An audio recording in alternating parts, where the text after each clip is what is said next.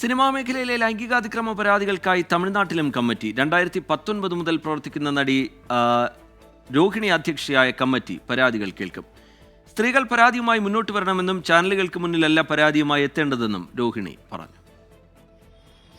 5 വർഷമായി പ്രവർത്തിക്കുന്ന കമ്മിറ്റി കൂടുതൽ സജീവമാക്കാനാണ് ഇന്ന് ചേർന്ന നടികർ സംഘം യോഗത്തിന്റെ തീരുമാനം.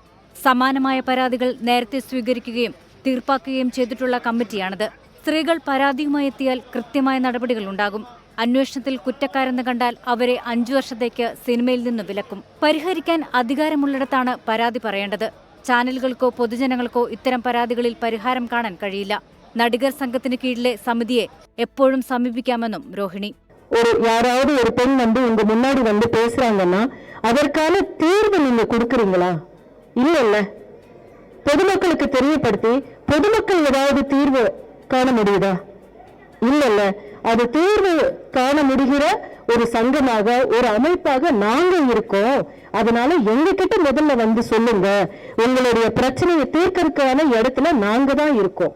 മലയാളത്തിൽ ഹേമ കമ്മിറ്റി റിപ്പോർട്ട് പുറത്തുവന്ന സാഹചര്യത്തിൽ തമിഴ്നാട്ടിലും സമാന രീതിയിൽ സമിതിയുണ്ടാകുമെന്ന് നടികർ സംഘം ജനറൽ സെക്രട്ടറി വിശാൽ നേരത്തെ വ്യക്തമാക്കിയിരുന്നു. ഇന്ന് ചേർന്ന വാർഷിക യോഗത്തിൽ നിലവിലെ ഭരണസമിതിയുടെ കാലാവധി 3 വർഷത്തേക്ക് കൂടി നീട്ടി. 24 ചെന്നൈ.